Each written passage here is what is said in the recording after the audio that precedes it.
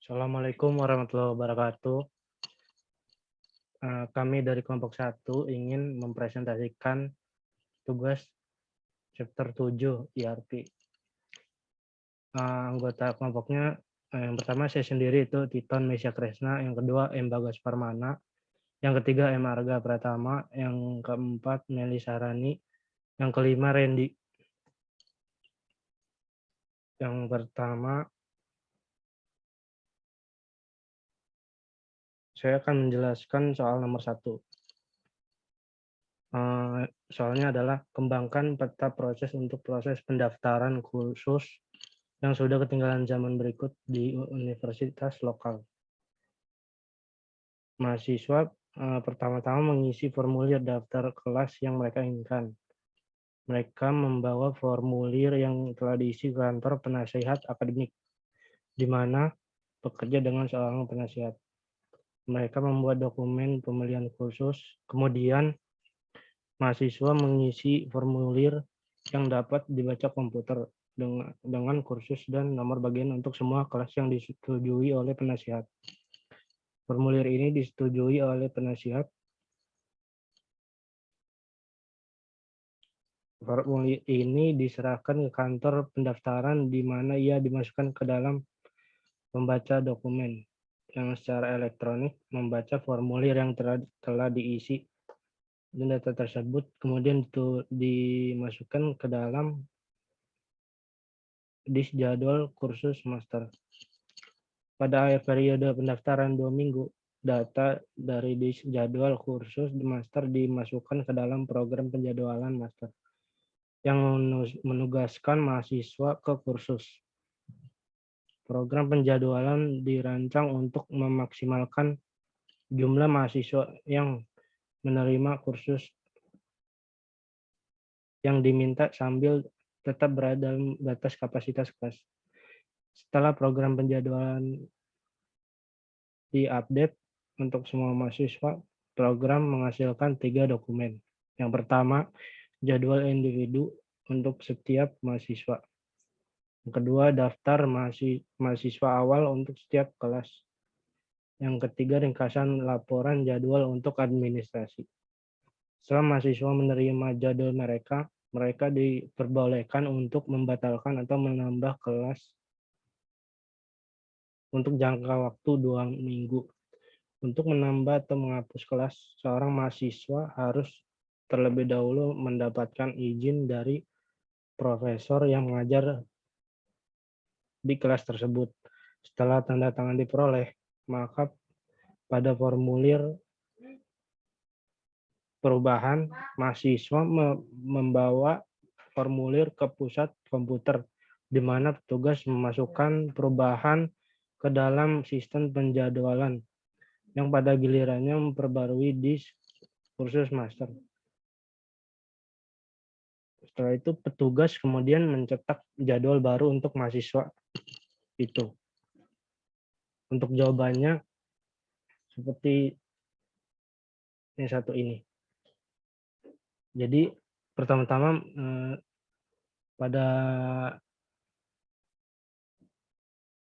pada simbol di awal, mahasiswa mengisi formulir pendaftaran kelas yang diinginkan. Lalu setelah itu mahasiswa membawa formulir yang telah diisi ke kantor penasihat akademik. Jika sudah, mahasiswa membuat dokumen pemilihan kursus dengan seorang penasihat. Dan penasihat itu menyetujui dokumen yang telah diisi oleh mahasiswa tadi. Setelah itu mahasiswa mengisi formulir yang dapat dibaca komputer dengan kursus dan nomor bagian untuk semua kelas yang disetujui oleh penasihat.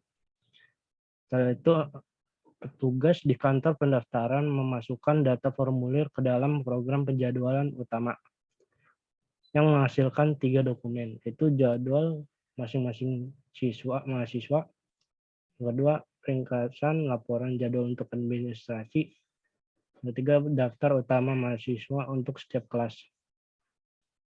Selanjutnya mahasiswa akan menerima jadwal kursus setelah program diupdate. Setelah program diupdate, mahasiswa diperbolehkan untuk menambah atau menghapus kelas. Jika iya, mahasiswa perlu mendapat perizinan dari profesor yang mengajar di kelas. Jika profesor pengajar di kelas mengizinkan perubahan kelas, selanjutnya mahasiswa akan mendapatkan tanda tangan profesor pengajar di kelas. Setelah itu, mahasiswa baru bisa membawa form perubahan kelas ke petugas untuk dimintai perubahan melalui form tersebut. Jika tidak, maka mahasiswa dapat memulai kursus sesuai jadwal. Selanjutnya akan dijelaskan oleh M. Bagas Permana. Baik, terima kasih Titon. Selanjutnya nomor 2. Soalnya yaitu kembangkan peta proses Swimland untuk proses pemesanan online untuk perusahaan sepeda aktif. Ditunjukkan di bawah ini, masing-masing fungsi berikut harus menjadi Swimland, yaitu penjualan, akuntansi, gudang, dan pengiriman. Prosesnya dimulai ketika pelanggan mengirim formulir pemesanan online ke sepeda aktif melalui web. Pelanggan memberikan nama, alamat email, nomor model sepeda yang mereka inginkan, dan nomor kartu kredit. Ketika pelanggan mengklik tombol konfirmasi di halaman web, sistem sepeda aktif mendapatkan persetujuan untuk transaksi dari perusahaan kartu kredit. Jika tagihan kredit disetujui, sistem memberikan nomor pada pesanan penjualan, menampilkan ringkasan pesanan untuk dicetak oleh pelanggan, dan mengirimkan email konfirmasi kepada pelanggan. Jika tagihan kredit ditolak, pelanggan diminta untuk memberikan bentuk pembayaran yang berbeda.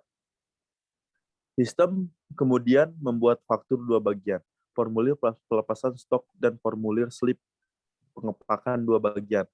Formulir pelepasan stok dikirim ke departemen gudang, dan slip pengepakan 2 bagian dan 1 salinan faktur dikirim ke departemen pengiriman.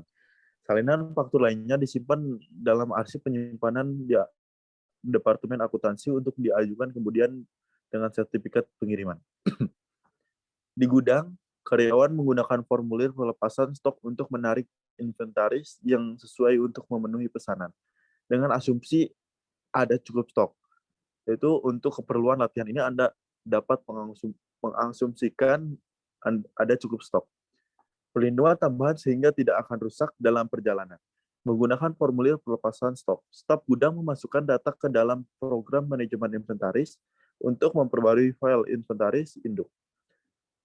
Petugas gudang juga harus mengambil informasi dari formulir pelepasan stok dan secara manual mengisi sertifikat pengiriman yang dikirim ke departemen akuntansi untuk pemeriksaan lebih lanjut apakah barang sudah dikeluarkan dari gudang. Inventaris kotak bersama dengan slip pengepakan kemudian dikirim ke departemen pengiriman. Di departemen pengiriman, satu salinan slip pengepakan 2 bagian ditempatkan di lemari arsip departemen pengiriman dan 1 salinan disertakan dengan barang yang akan dikirim ke pelanggan. Kembali ke departemen akuntansi, sertifikat pengiriman dicocokkan dengan salinan faktur dan database akuntansi diperbarui untuk mencatat penyelesaian pesanan. Program akuntansi kemudian mengajukan permintaan pembayaran ke perusahaan kartu kredit. Dan baik sertifikat pengiriman maupun faktur diajukan di kantor akuntansi. Next.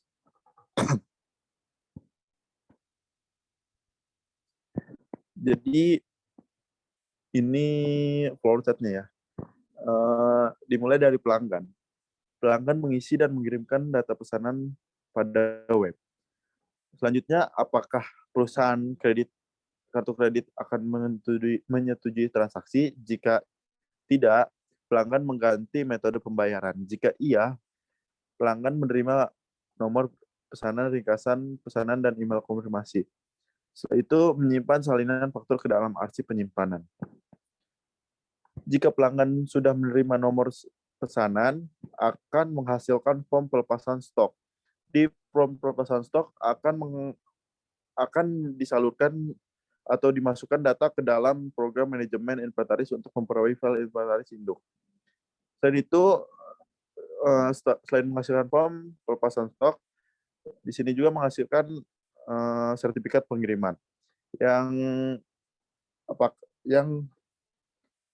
apakah faktur sesuai dengan sertifikat pengiriman, penyelesaian pesanan dicatat, selanjutnya mengirim permintaan pembayaran ke perusahaan kartu kredit, dan sertifikat pengiriman dan faktur diajukan ke kantor. Pelanggan jika menerima nomor pesanan akan menghasilkan 2 slip bagian pengepakan. Satu salinan ditempatkan di lemari arsip, dan yang satu lagi bersama dengan slip pengepakan paket dikirim ke pelanggan. Dan yang terakhir akan dikirim ke pelanggan. Selanjutnya akan dibacakan oleh Momen Arga. Ya, terima kasih ke Mas. Selanjutnya materi pertanyaan tentang data proses untuk proses di data proses ini selain itu tentang perusahaan merakit mesin cuci yang terjangkau dari suku cadang yang dibeli. Pelanggan membeli dalam jumlah besar dari Anda dan kemudian memberi label ulang pada mesin cuci dengan merek mereka sendiri. Pelanggan biasanya menginginkan fitur unik untuk mesin cuci mereka, dan mereka sering mengajukan permintaan untuk fitur baru atau perubahan desain yang menghasilkan model baru yang dibuat. Pelanggan melalui proses desain baru dengan mengajukan request for quotation, yaitu dokumen yang memberikan semua detail untuk model mesin cuci baru, termasuk jumlah yang akan dipesan. Perusahaan menanggapi RFQ dengan penawaran tertulis yang merinci biaya pesanan yang akan memenuhi persyaratan RFQ. Banyak departemen yang berbeda serta produsen suku cadang mesin cuci terlibat dalam pembuatan keputusan. Departemen penjualan harus bekerja sama dengan Departemen Penetapan Biaya, Departemen Pengadaan, Departemen Perakitan untuk memberikan penawaran harga yang kompetitif kepada pelanggan. Selanjutnya,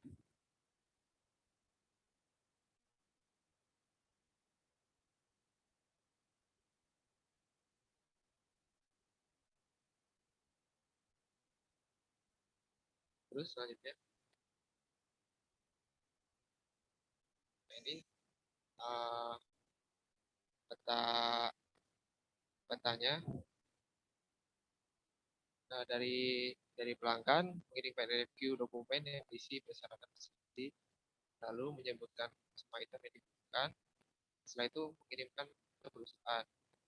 Dari RFQ proposal pindah ke departemen tanggapan RFQ oleh perusahaan.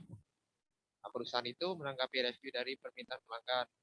Kemudian perusahaan mengelola dan menganalisis inventaris, lalu menerima pesanan dan membuat pesanan dari proses pesanan ke departemen menyelesaikan pesanan kemudian. Dan di situ setelah menganalisis permintaan RFQ, lalu memberikan pesanan kembalian. Selanjutnya akan dijelaskan oleh Ben. Baik, terima kasih kepada Arga. Selanjutnya nomor 3 yaitu flowchart streamline untuk mendokumentasikan arus informasi antar departemen dan mitra eksternal dalam membuat kutipan. Selanjutnya, next. Yang pertama dimulai dari pelanggan, yaitu mengajukan permintaan penawaran harga. Kemudian dilanjutkan dengan penjualan, menerima permintaan penawaran harga dari pelanggan. Jika sudah, lanjutkan dengan perakitan menyiapkan dokumen produksi yang merinci kebutuhan biaya dan peralatan.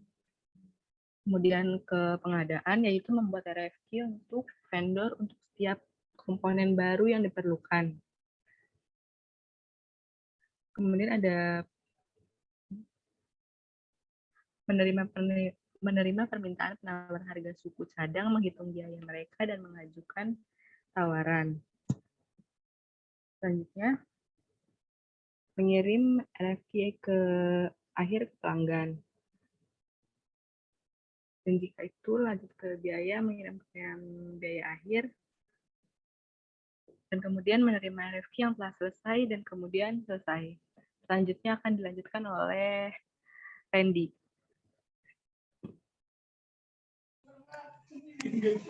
Saya akan melanjutkan materi dari Meli.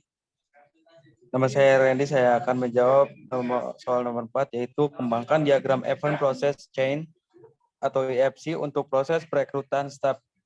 Berikut dialog block fotografi. Next.